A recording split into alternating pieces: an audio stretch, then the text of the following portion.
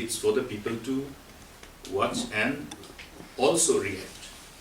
In as far as the political party is concerned, we have expressed our anguish and have pointed fingers at the government of the day.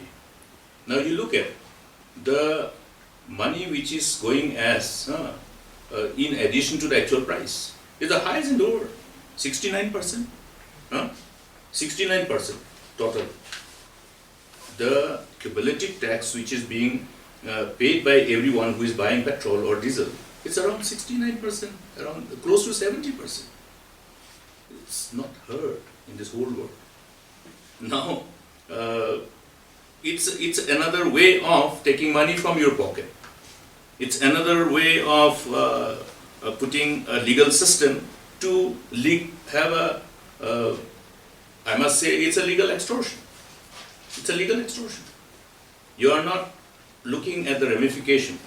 Every item that is being used by the poor and the middle class family, you look at the price rise, the resultant collateral effect due to the rise in petroleum and diesel prices. Everything that you buy today, the price of last year and the price of this year, there is a natural collateral impact on the pricing of every commodity that you buy.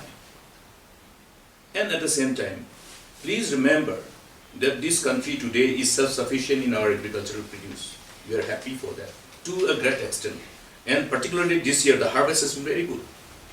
But every farmer is using a mechanized farming and every farmers are not dependent on the traditional mode of cultivation which was dependent on cattle.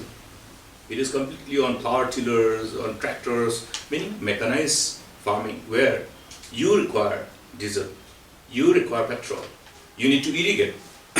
So you look at the kind of burden that has been passed on to the farmers who are the backbone of our economy. And if this is not understood by the policymakers,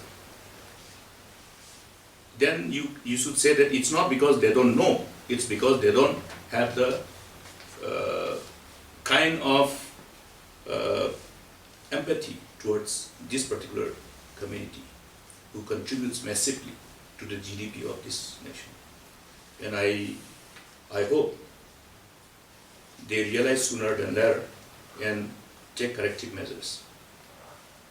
There is nothing for the farmers. I am also knowing it because I have my own farming activity. I enjoy in farming activity.